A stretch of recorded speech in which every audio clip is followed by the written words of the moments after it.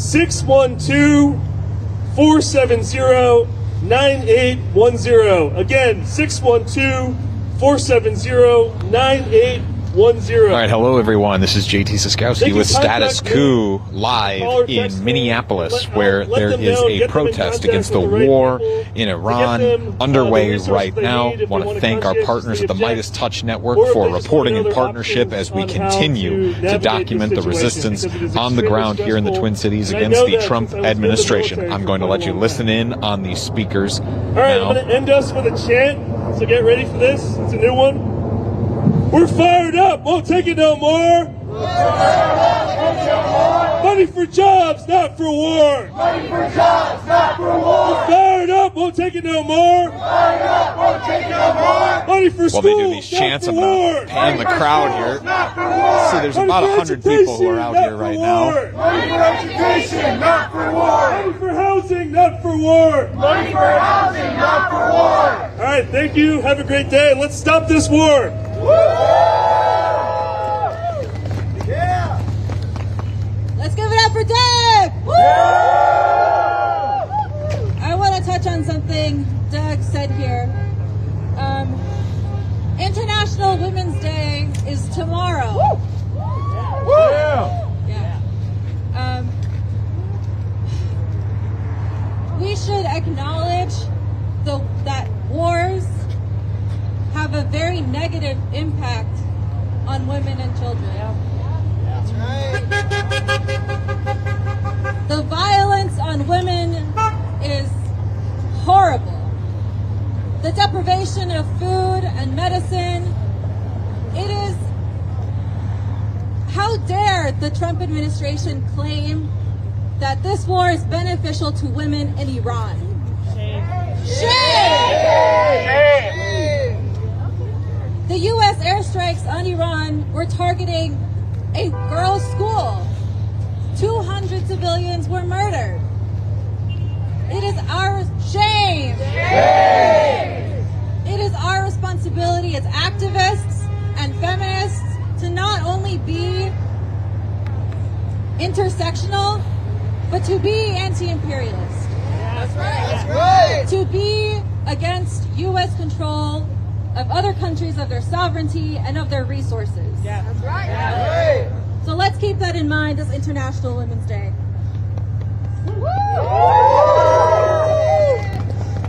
Not another penny, not another dollar. Not another penny, not another dollar. We won't pay for war and slaughter. We won't pay for war and slaughter. Not another penny, not another dollar. Not another penny, not another dollar. We won't pay for war and slaughter. We won't pay for war and slaughter. Not another penny, not another dollar. Not another penny, not another dollar. We won't pay for war and slaughter. We won't pay for war and slaughter. Pentagon kills by the hour. Pentagon kills by the hour. What we gonna do? Fight the power. What we gonna do? Fight the power. Pentagon kills by the hour. Pentagon kills by the hour. What we gonna do? Fight the power. What we gonna do? Fight the power. All power to the people. All power to the people. All power to the people. All power to the people.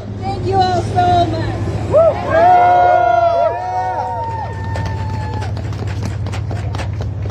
Next up, we have another speaker, Karina, a member of Asians for Palestine. They are a passionate advocate who provides safety, support, and healing for survivors. Let's give it up for Karina! Hi everyone, my name is Karina and I'm with Asians for Palestine. I'm here today to stand against the imperial and colonial machine that is the United States. I am here to say no to war. Last weekend, we woke up to the news that the United States government, in conjunction with Israel, bombed a girls' school in Iran. The same way that Israel has targeted and destroyed schools in Gaza over the past few years. The administration has yet to come up with a story that they're all on the same page about. But no matter what they say, we know that this is another war about oil, which is why Venezuela has also been a target. Colonialism and imperialism are pillars of the United States, starting before Trump with Democratic and Republican leaders alike. It is important to understand that the destabilization of countries like Palestine, Cuba, Venezuela, Ecuador, and Iran are all connected to the greater imperialistic agenda of the United States. The U.S. has also regularly been in the Asian continent to determine our people's future and take our natural resources for itself. The majority of Asian Americans living in the United States are here as a direct result of U.S. interference in our home countries. That is why I am calling on everybody, but specifically my fellow Asian Americans, to stand up against the U.S. government, because imperialists will never stop. Toppling Iran is just one step closer to the U.S.'s direct confrontation with China. It is no longer enough to simply resist. We must stand together in class solidarity and recognize our collective power within the U.S. empire. To close out, I'm going to lead us in a chant. Occupation is a crime from Iran to Palestine. Occupation is a crime from Iran to Palestine. Occupation is a crime from Iran to Palestine. Occupation is a crime from Iran to Palestine. Occupation is a crime from Iran to Palestine. Occupation is As a reminder, the best thing that you can do to support this stream is to share it and like it. Help send a message to the social media algorithms. This is something that people want to see and hear more of. Folks, this is not just an American problem. We are seeing these things across the world. We need international solidarity now, and we need folks like you to help us keep the fight up and going, because we know that the billionaire class, the politicians, they have a level of organization that we need to not just meet, but we need to be. So, if you are interested in joining the PSL and continuing, not just accelerating in these streets, but across the country, we have a couple people out here doing outreach. Ella and Alex are in the crowd. If you want to get connected with them, they've got some information from you, because we need you in this fight continuously. Because no war on Iran! no war on Iran. No war on Iran! No war on Iran. No war on Iran! No war on Iran. Not another penny! Not another dollar! Not another penny. Not another dollar. No more war and no more slaughter! No more war and no more slaughter. Not another penny! Not another dollar! Not another penny. Not another dollar. No more war and no more slaughter! No more war and no more slaughter. No more war and no more slaughter! No more war and no more slaughter. No more war and no more slaughter! No more war and no more slaughter. Thank you all, folks. We got one more speaker for you. Give it up for Dr. Christine. A doctor, an activist. She's here to speak some words to you. Give it up. I'm Dr. Harb. I'm a queer Palestinian Christian. I'm so glad that we brought up International Women's Day, because there's no way that we can talk about Palestine or Iran without talking about women. We say that we are trying to free women from Islamic regimes in Gaza and Iran. And then, as other speakers have said, we proceed to bomb a school and kill over 150 schoolgirls. We are funding the genocide of hundreds of thousands of women in Gaza, giving weapons to an apartheid state that bombed a healthcare system to dust, leaving tens of thousands of pregnant mothers to labor in rubble. How can we say that killing the future of a country is about saving women? How can we say that we fight for women while our country strips us of our right to own our bodies? How can we say that we fight for women when our government has removed the word woman and female and gender from federal documents, websites, and grants? How can we say that we fight for women when there's undeniable proof that our politicians and leaders are sex trafficking, raping, and molesting little girls? In the United States, Women and girls are owned but not named. We are only visible when we are propping up systems of power or when we are used as leverage to manufacture consent for slaughter. We say that we are pro-democracy. We are the United States of America, a colony that liberated itself from a British monarchy. But we planned a coup to overthrow an Iranian democracy in 1953 and are now trying to establish a monarchy in Iran for the second time. No matter what the United States and Israel tell you about their intentions to free the Iranian people, we all know that you cannot bomb a country into liberation. And we all know that they don't care who's in charge as long as Iran's leaders capitulate to imperialist interests. Iran's revolution belongs to its people. But the United States and Israel are orchestrating what is ultimately another coup. This isn't about women or liberation. This is about power. The U.S. has been strangling Iran's economy with illegal sanctions to punish them for pushing back against empire since 1979. These attacks on Iran right now are the perfect opportunity for the U.S. to finally take full control of Iran's oil, as was mentioned before. All of this is illegal, just as illegal as when we bombed Venezuela and kidnapped their president so we could get access for oil.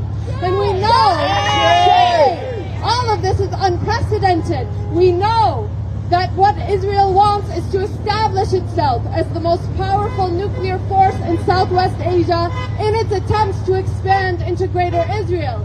Besides attacking Iran, we must talk about Lebanon. Israel is decimating Lebanon, with Israeli politicians boasting that they plan to turn it into Gaza. Experts have warned us that what we allowed in Gaza will set the standard of what we can do to each other. And look at where we are now. International law has collapsed because these international systems function to prop up the political and economic interests of the imperial West. We now live in a world where legal process and accountability are figments of our imagination. The law does not protect us. But you know what does protect us? We do. We can protect us. We know we can because we just did it when ICE was in our streets and we are still doing it now. Do not underestimate our power. Do not forget that this country runs on our labor. We decide how the story ends. Ramzia, wife of a fallen Palestinian martyr, once wrote, "Embrace the earth whence you came and melt into the eternity of Palestine so that her soil may be further nourished by the blood of martyrs and heroes. You live because the revolution will live. Let us globalize this revolution. Let us uproot this empire and plant it in its grave so that it may nourish the soil our descendants inherit. And let us ensure that those who have been martyred at the hands of this empire live on in the struggle for our collective liberation." Repeat after me. We the people have the power. We the people have the power. We the people have the power. We the people have the power. Thank you.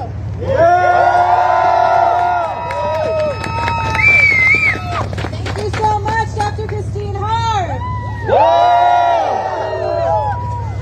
Dr. Christine Hard brought up a very good point that the U.S. does not have any right to lecture anyone on democracy or human rights, not when they bombed a children's school, and especially not when ICE was out here kidnapping people and killing protesters in broad daylight.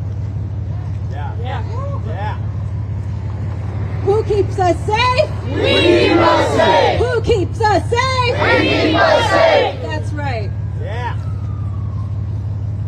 Not another penny, not another dollar. Not another penny, not another dollar. We want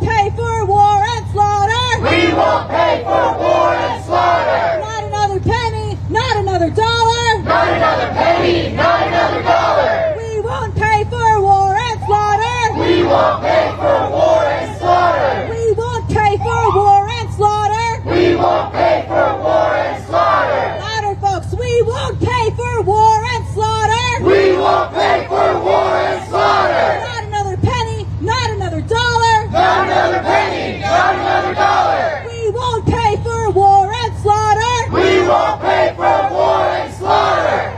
Pentagon kills by the hour. Pentagon kills by the hour. What do we do? Fight the power. What do we do? Fight the power. What do we do? Fight the power. What do we do? Fight the power. What do we do? Fight the power. What do we do? Fight the power. What do we do? Fight the power. What do we do? Fight the power. What do we do? Fight the power. What do we do? Fight the power. What do we do? Fight the power. What do we do? Fight the power. What do we do? Fight the power. What do we do? Fight the power.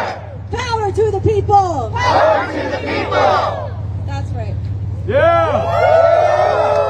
We have one more speaker here for you today, folks. Naomi from the Party for Socialism and Liberation. Let's give it up.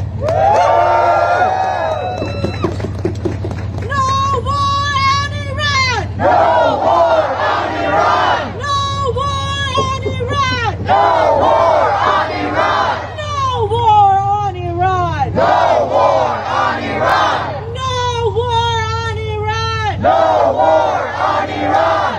Good afternoon, Minneapolis. Thank you so much for being here. As people of conscience, we are mobilizing, not just here in Minneapolis, but also across the state of Minnesota to say no war on Iran. We learn from the lessons of history. We remember Vietnam. We remember Iraq. We remember all the times they have lied to us to say that endless war is in our interest. What do we say to that? Exactly, we say no. We see through the lies. Who benefits from war? It's the billionaire class who benefits from this war. It is our children, our relatives, and our family members who go overseas to die, not their children. That is exactly why they spread these lies, because they want us to consent to endless war and bloodshed of our own class while their pockets get fatter and fatter and they pay absolutely no price.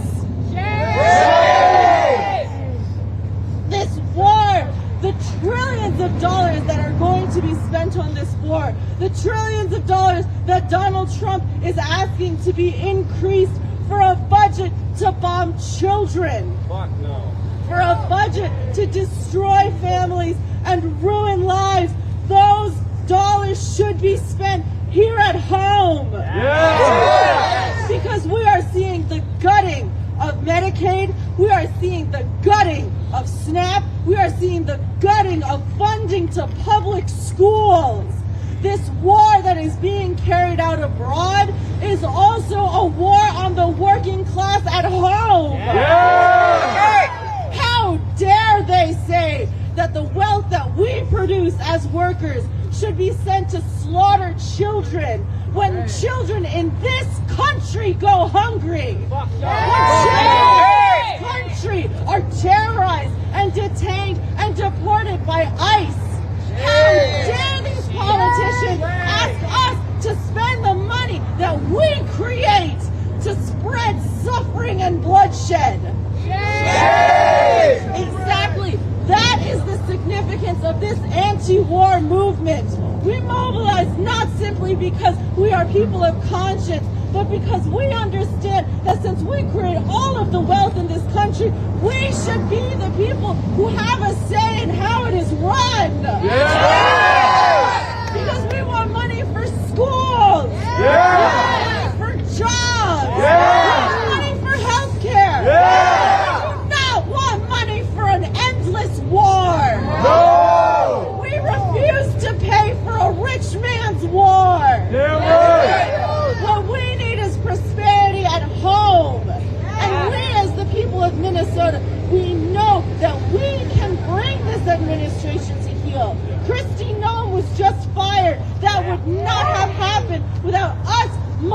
mobilizing in the streets, going on a general strike on the 23rd, going on a general strike on the 30th. It is because we have the power, and we know we have the power to shut down society. Because we make society run. And that's exactly why we need to continue to mobilize in opposition to this war. This war affects every single one of us. It is our tax dollars who are spent on those bombs. It is our tax dollars that are spent to send our own children overseas to die. So how is it that this administration and this entire system is allowed to make these kinds of decisions and we have no say? This war is so unpopular. Nobody wants this war, and yet we are standing on the precipice of potentially a disastrous global war. But we have also seen that the U.S. war machine can be fought back against. We saw it with Vietnam, when a heroic anti-war movement rose up across the country and swept across the world. And that is exactly what our task is here today.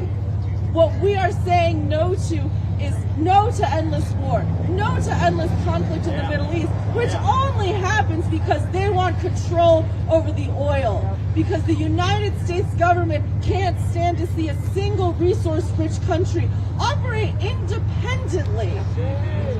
Shame indeed. All countries deserve sovereignty. They have the right to determine their own fates. And that's what we are standing up here against. It is not our business. It is not our responsibility to meddle in the affairs of the people of Iran, to meddle in the affairs of any other nation, whether it's Venezuela, whether it is Cuba, whether it is Syria. It is our responsibility to address the deep issues that face our own people here in the belly of the beast.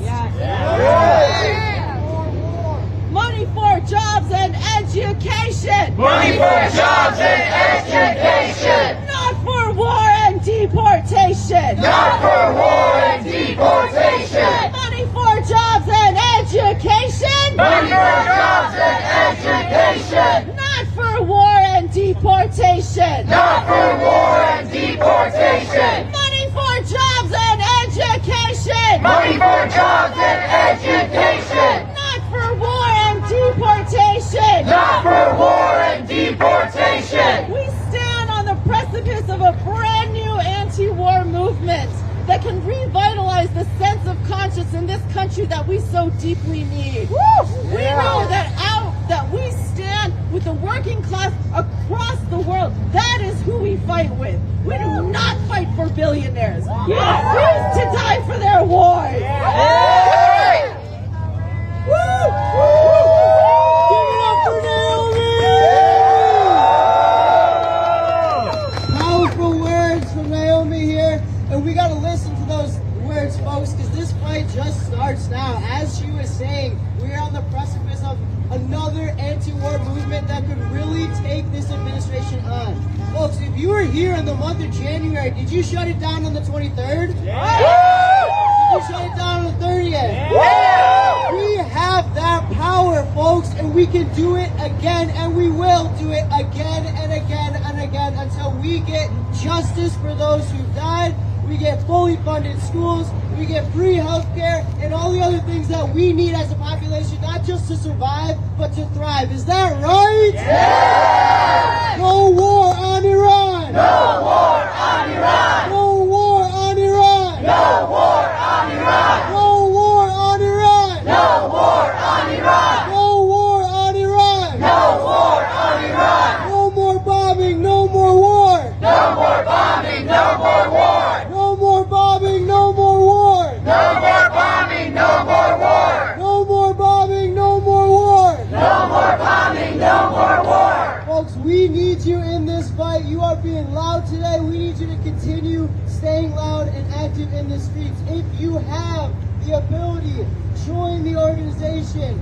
We have people here, Alex and Ala, doing some outreach that gets you plugged in and connected. Because again, we showed them our power in January. We're going to continue showing them our power today and forward. Is that right? Yeah! When I say these things that need to be you say shut it down, okay? Trump lies. Shut it down! Bombing civilians. Shut it down! War in Iran. Shut it down! Aid to Israel. Shut it down! Weapons profits. Shut it down! Oil profits. Shut it down! Endless war. Shut it down! The whole damn system. Shut it down! Shut it down. Shut it down! Shut it down. Shut it down! Shut it down. Shut it down! Shut it down. Shut it down! Shut it down. Shut it down! Shut it down. Shut it down! Shut it down. Shut it down! Shut it down. Shut it down! Make some noise, folks. Thank you so much. We've got another action this Tuesday. I want to let you know, put on by MPAC at Amy Klobuchar's office.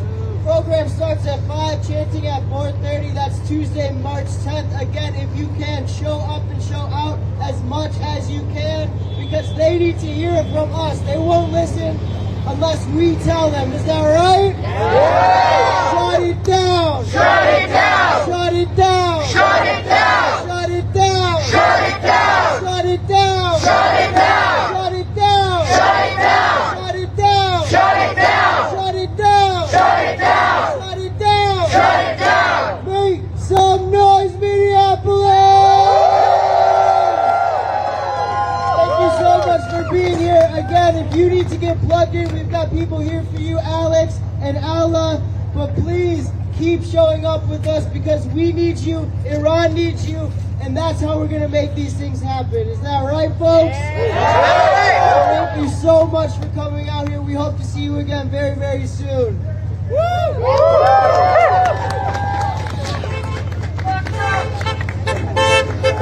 All right, things are kind of wrapping up to a close here on the demonstration part of this event. I want to go around and talk to some of the actual demonstrators themselves before they all clear out. And while I am finding those interviews, I want to take this moment to just point out the fact that we are still on the ground in Minneapolis now. Weeks and weeks after so much of the national press has left, we have been the leading on-the-ground outlet, national outlet here in the Twin Cities area at great expense to our organization. If that work is important to you, please go to statuscoup.com/join. For as low as $5 a month, you go to support our on-the-ground shoe leather journalism.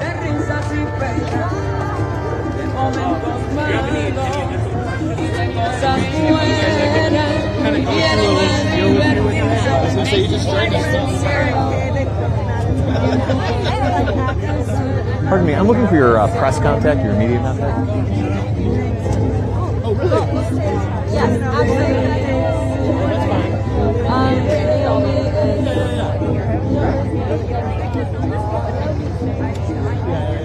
Let me go get her. I will be right back. I'm also, maybe you can just help me. I'm looking for that first speaker who was up, who was talking about how he has family in Iran. Oh, yeah.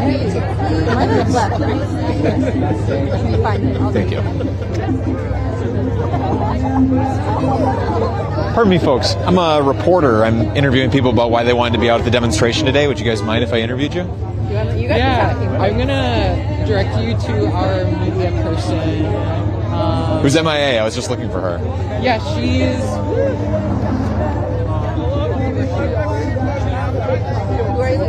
Naomi, yeah.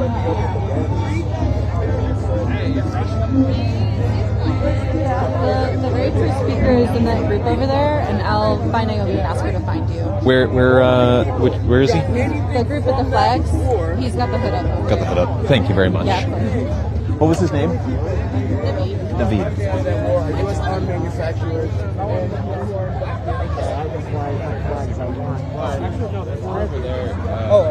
I don't even like this. Apologies. My name's JT. I'm a reporter with Status Coup. Yeah. Nice to meet you. Nice to meet you as well. Would you mind if I interviewed you really quick? Absolutely. Yeah. Let's. I'm actually going to have you pivot around so you're kind of looking into the sun a little bit. Yeah, absolutely. And how do you pronounce your name? Naveen Borderjerti. Naveen. Just a minute here to get the camera all sorted. Go back just a step. I can get you to take a clip this here on the edge of your coat. There we go. Naveed, could I have you start just spell your name for me? Sure. My name is Naveen Borojerdi. That is Naveen, last name Borojerdi. You were talking during your speech about having family in Iran. Can you just walk me through what that's been like in this moment? Yeah. So most of my family these days that is still alive. Unfortunately, a lot of the older members of my family have passed away. All my grandparents are gone and buried in the soil in Tehran, for example. But the family that I do have that's still around, they are all living in the Tehran and Karaj neighborhoods, or cities. The Tehran and Karaj cities. They're basically twin cities that are kind of like Minneapolis, St. Paul, kind of here, similar but also kind of different situation. Similar in the sense of like, there's a back and forth sort of like commuter group of people. Some people will live in Karaj and work in Tehran. Like my cousin, he has an office in Tehran with his architectural firm, but he lives in Karaj. And similarly, some people live in Karaj or Tehran and they work in Karaj and go back and forth. And kind of similar to Minneapolis, St. Paul here. So basically, from what I understand, my mom has been in contact with our family in Iran. She says that everyone is okay for now, but the bombs are constantly dropping on their cities. They're hitting many cities in Iran, but especially those two cities, Tehran and Karaj. And for example, one of my cousin Sudi, who lives in Karaj, they hit like a building or something basically on her block. I think it might have been like one of the buildings or something like that, government building. I don't exactly know what it was, but essentially the impact of it was felt in every residential area and every building in the neighborhood of where the bomb was dropped, and the proximity of it was basically shaking. So that's how close like our families are to the bombing, to the targets that they're bombing. With them being in such close proximity, I mean, what's the emotion inside of you, like when you see like the images on the news, that sort of thing? And I mean, maybe it's like the family is, I don't know how close you are to any of them. Maybe you're not particularly close at all, but just the knowledge that your tax dollars are going to bombing, family members overseas. Yeah, it is a wild experience as an Iranian American for the president of my country to bomb the cities of where my family is living and basically striking the soil that all four of my grandparents, who I was very close to, are buried under with my tax dollars. Very, very strange. And it's not an experience that I would really, wish upon anybody. So it's wrong. I'm opposed to it. I'm opposed to my country bombing my family's home country, and I'm opposed to, I'm opposed to my tax dollars paying for it. So, during the demonstration, we saw there was like a vehicle that I saw drive by that was flying the flag of Iran from when it was under the Shah, and hearing some folks around the demonstration yelling out, not nearly as numerous as who was actually in the demonstration, I should point out, but people who were still screaming out "Thank you, Trump." What's your message to people who are feeling any sort of sense of gratitude to this administration for their actions of attacking the Iranian state and Iranian leadership? Yeah. I tried to have a good faith conversation with that guy, even though I disagreed with him. He didn't really seem too receptive to what I was telling him. But my message to the people who are cheering this on, unfortunately, many of our fellow diaspora, Iranians are unfortunately cheering this on and celebrating Trump and Netanyahu bombing Iran. Basically, the message that I have to them is just we have to look at history. We have to look at especially the last 25 years of history in the Middle East.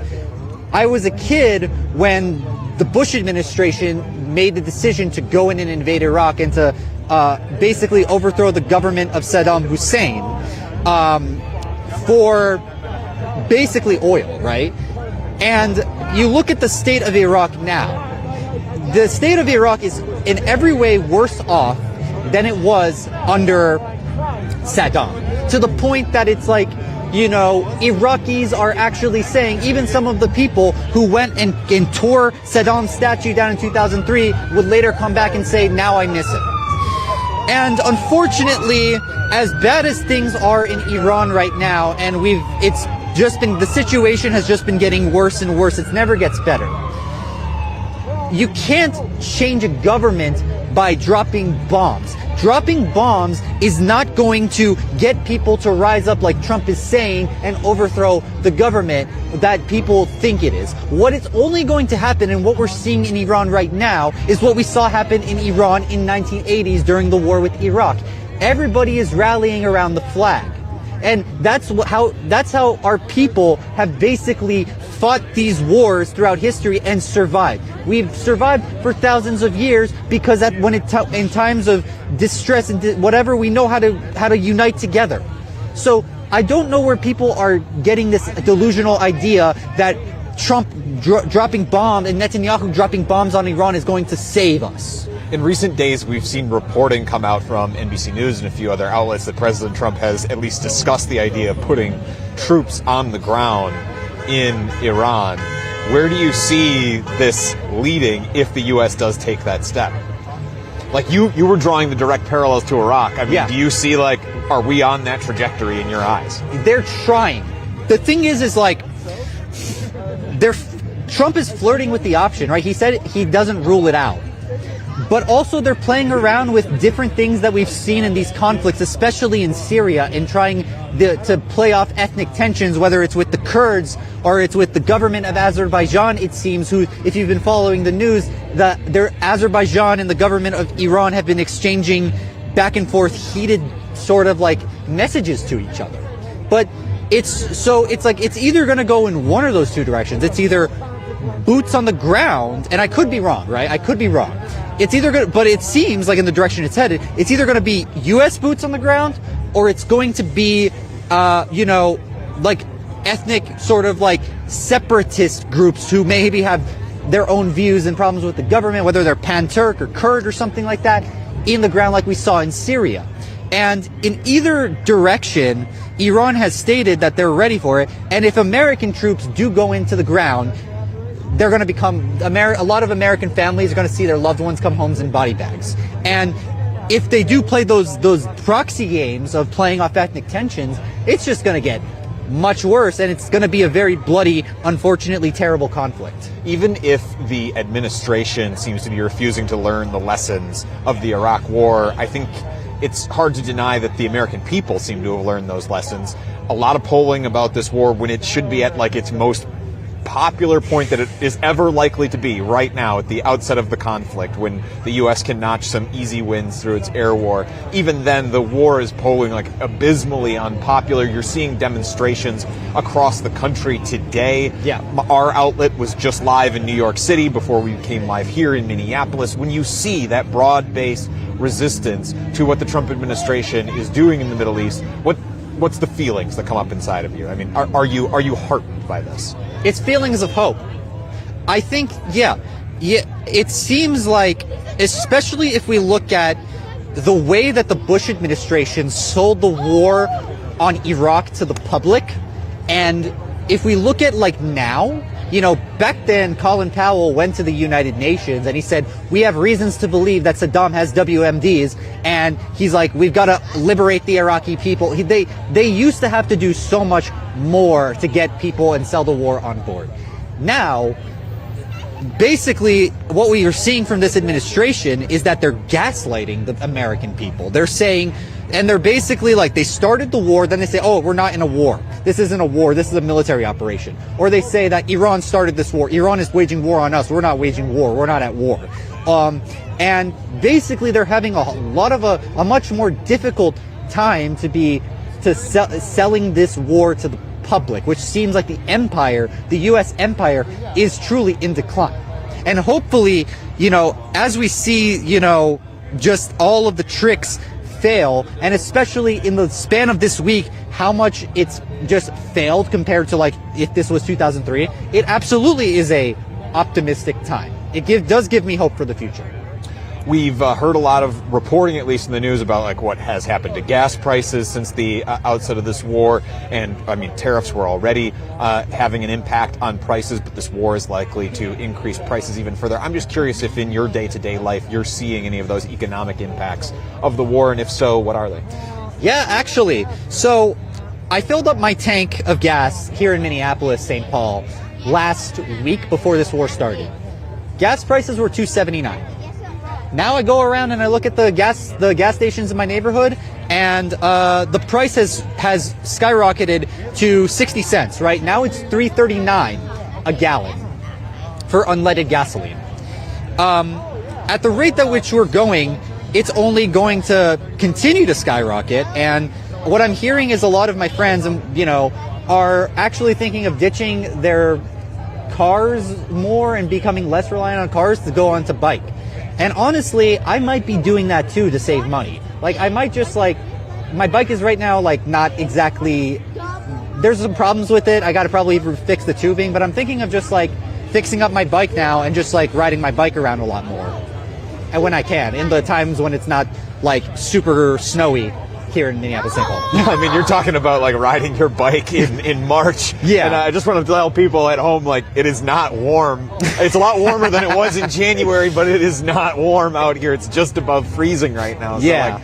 Are there any other impacts of this war that you are tracking right now, or that you are concerned about in the near to middle future?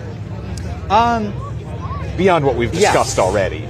Well, the thing that I honestly, as we are seeing right now, where they're hitting in Iran, I think about, because one of the things I've always wanted to do is it's been a while since I've been back to Iran. I've always wanted to go back to Iran, visit family. It's been maybe 15, 16 years since I've seen some of these people who live in Iran, right?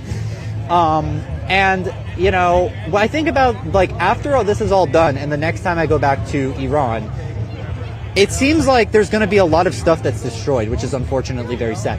They hit, Azadi Stadium, which is a football stadium where the two best teams in Iran, Persepolis and Istiklal, train and they play a game. I'm a soccer fan, so they play the Tehran Derby there every year, and it's it looks like that's destroyed. They destroyed Mehrabad Airport, so that's one of the main airports in Iran, and it's the other one being Imam Khomeini in Tehran. And it's I think about that a lot. It's how much is going to be destroyed at the end of this, we've seen in so many places, especially in that region.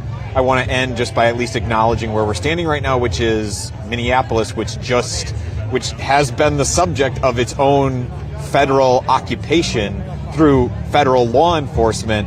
Not like Iran, where thankfully bombs never fell from the sky here, but now perhaps that country is also preparing for an American occupation of its own. I'm just curious, what do you think these campaigns, both abroad that we've seen in Iran, Venezuela, and potentially in Cuba shortly, and then the domestic campaign of occupations on cities here in the United States, what does it say about this administration's outlook on maybe even just humanity?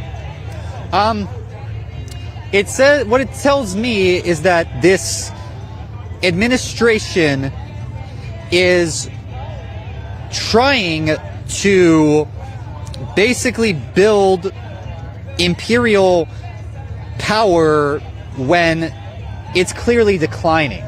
They're still in this, and especially with Iran, right? Because let's be honest, the fight of ICE against ICE in Minneapolis is directly tied to the fight globally, especially these people who they're going after and deporting here in the Twin Cities and elsewhere across the country and sending back home. A lot of people came here because of U.S. policy, because of U.S. foreign policy in their meddling in their countries. That's what drives people here.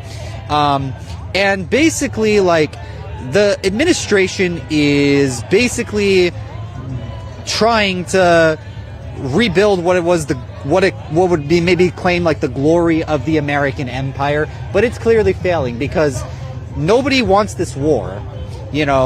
There's increased opposition, especially here in the Twin Cities, to ICE, and it's just basically going on and going and going, and it keeps going. But ultimately, the whole thing is going to crumble. It's not sustainable what they're doing. It's just it's a question of like how many people are going to get hurt in the span of it. Anything else you want to add while you have the platform? I think that we've touched on everything that I was thinking. Yeah, I asked you even more questions than I intended, which is always my problem. But thank you for being game for it, man. I really appreciate it. Thanks for interviewing. I'll steal that microphone back from you, and then I want to trade you. I want to give you my card. I want to be in touch a little bit about any of the other advocacy work that you're doing, or even just to hear about how your family's doing down the line. I might shoot me a text. I'd love to follow up with you. That's absolutely, JT. Thank you. Yeah, thank you for interviewing. Yeah, of course. Yeah, you're based here in the Twin Cities, right? I'm not actually. Well, it feels like it. I've been on the ground here for months now, but I'm in Wisconsin, so not too far. Not too far. Yeah. Yeah. Cool, man. Yeah. No, thank you. And I'm glad that Status Coup exists. I think you guys do incredible work, kind of challenging corporate narratives and all that sort of stuff, and I'm glad that we got to speak today. I should have left the microphone on you for that little testimonial. Thank you very much, man. I appreciate it. Yeah, man. Appreciate it. Cool. Thanks, dude. Take care. Okay, guys, I'm actually going to step in front of the camera here for just a second because I want to stress something. And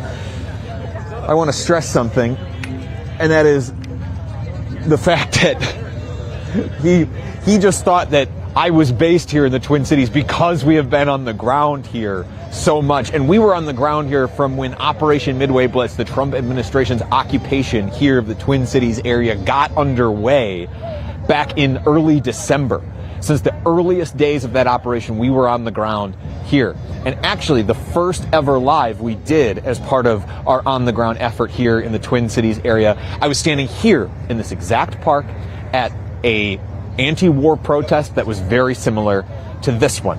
That one was urging the U.S. not to go to war with Venezuela. That was just back in December. It's now March. We're still talking about wars, about foreign entanglements. We're still doing this. We're still doing this because the administration has put itself in another war in just a few months, where it is now bombing the hell out of a country in the Middle East. Stop me if you've heard this one before. As a United States citizen, your country bringing you into war in the Middle East. A war for oil, a war ultimately for corporate interests in a neoconservative project that has been underway in the United States now for decades. For decades. I'm stressing all of this, kind of drawing that full circle moment there, from when we were first live here in this park back in December to now, because this administration has continued on the same tactics, and just in the same way that its preoccupation with getting America involved in foreign entanglements has continued, so has its domestic campaign of terror here in the Twin Cities area. How much are you hearing about Minneapolis in the national press right now? I bet it's a lot less than back when Renee Good and Alex Preddy were killed back in January. But I want to point out that the occupation here has been ongoing for months. The whole reason that I am here right now is because I came up here to meet with some sources to talk about how Minneapolis is still, the Twin Cities area is still dealing with the fallout of ICE's occupation here, and how many of those operations have just shifted out of Minneapolis, where there was so much resistance to what they were doing, and into the suburbs, where it could be more easily ignored or harder to respond to because people are not living as closely, don't know their neighbors as well. And so that reign of terror could continue out in the suburbs and never actually come to a definitive end the way a lot of media tried to portray it, because that's the way the Trump administration spun it. We don't swallow any of that just blatant propaganda here at Status Coup, because we stay on the ground and stay with these stories. We don't need to just take the administration's word for it, and we would never do that. And we can do that because we're not beholden to corporate interests. We're beholden to our members who support us $5 at a time, racking and helping us cover the immense expenses, the $15,000 a month it costs us to be on the ground in these cities. If you want to be a part of that movement, I would be so appreciative. Our entire team here at Status Coup would be so appreciative. Please go to statuscoup.com/join. I would very much welcome your support to help keep me on the ground reporting on these stories. And if you can't support us financially, at least get subscribed. Those stories that I said that I was up here working on, those are going to be coming out on our YouTube channel very shortly. I would love for you to see the journalism that I am working so hard on here with your support. Please get subscribed. We would very much appreciate that. I want to point out that this park has pretty much cleared out at this point, so I'm actually going to bring the stream here to an end. But before I do, I want to thank our partners at the Midas Touch Network who help give us their platform to do a lot of this reporting. We couldn't have done nearly as much as we did here over the last several months if we did not have that partnership. I want to thank the other independent media here in the Twin Cities area that has been so supportive. Standing just off camera here is Andrew Mercado, who has been such a resource to us here at Status Coup.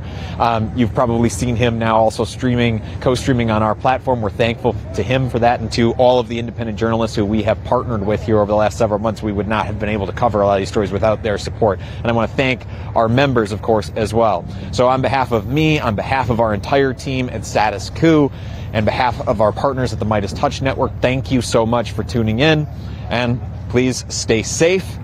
And until next time, I'm JT Cestkowski in Minneapolis. Good night.